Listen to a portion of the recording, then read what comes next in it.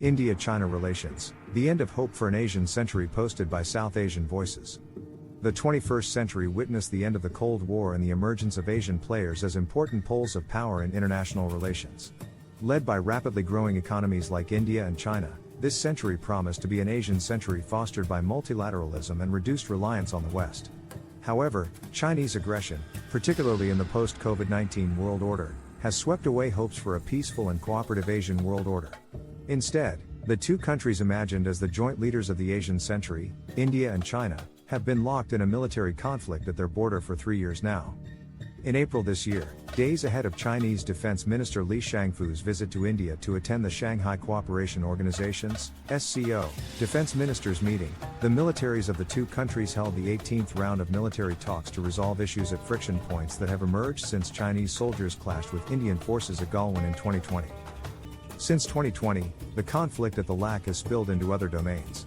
A week after the skirmish at Galwan, Chinese hackers made over 40,300 attempts to attack Indian cyberspace. India soon banned TikTok and other Chinese apps to protect its data sovereignty and cyberspace. India started taking other steps to shore up vulnerabilities vis-à-vis China. For example, in 2020, India's Ministry of Commerce and Industry introduced an initiative to review foreign direct investment (FDI) policies, focusing on Chinese investments in India's sensitive sectors.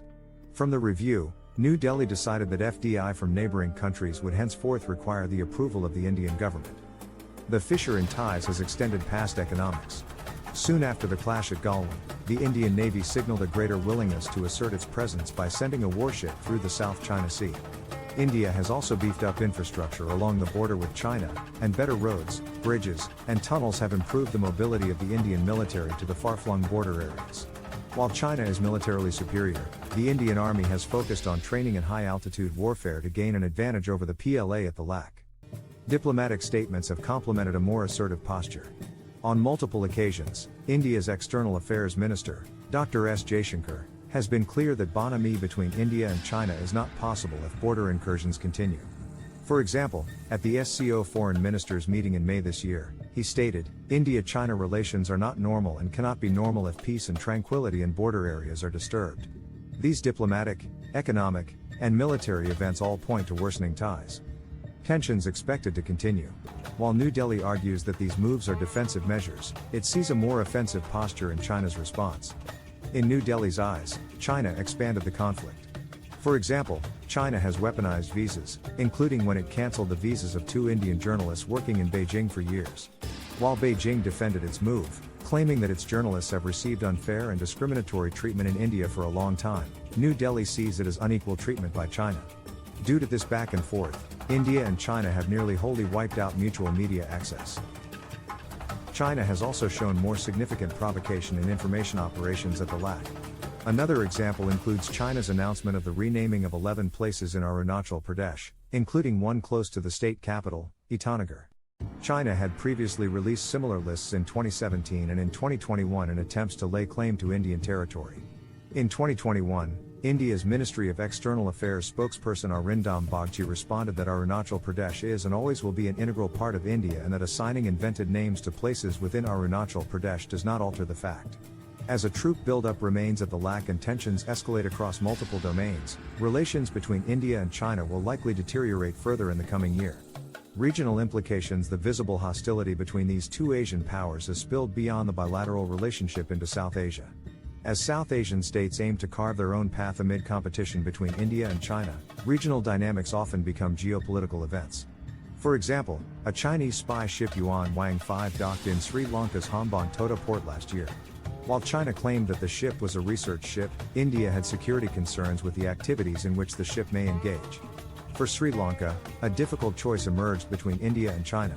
Sri Lanka is already heavily indebted to China, but India remains Sri Lanka's immediate geographic neighbor, and ignoring India's concerns is not an easy or attractive choice for Sri Lanka.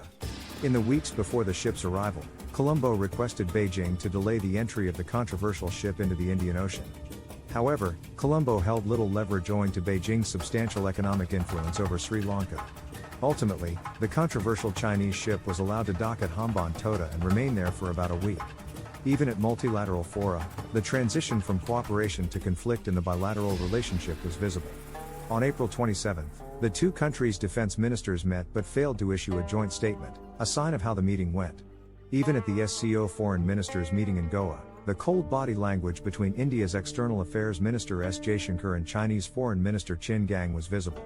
S. Jaishankar had detailed discussions with China's Qin on bilateral ties on the sidelines of the SCO summit, and post the meeting, he tweeted that the focus still remains on resolving outstanding issues and ensuring peace and tranquility in the border. A look ahead: since 2020, while tensions on the line of actual control, LAC, between India and China have reduced in a few locations, there continues to be large-scale troop deployment on both sides, of up to 50,000 to 60,000 troops, armed with armored and military equipment. The possibilities of the re-emergence of conflict, even in the locations where tensions have apparently eased up, remain high.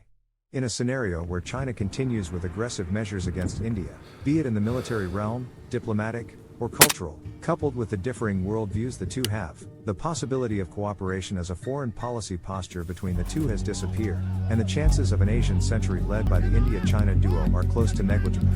Instead, the 21st century could unfold much more dangerously than expected.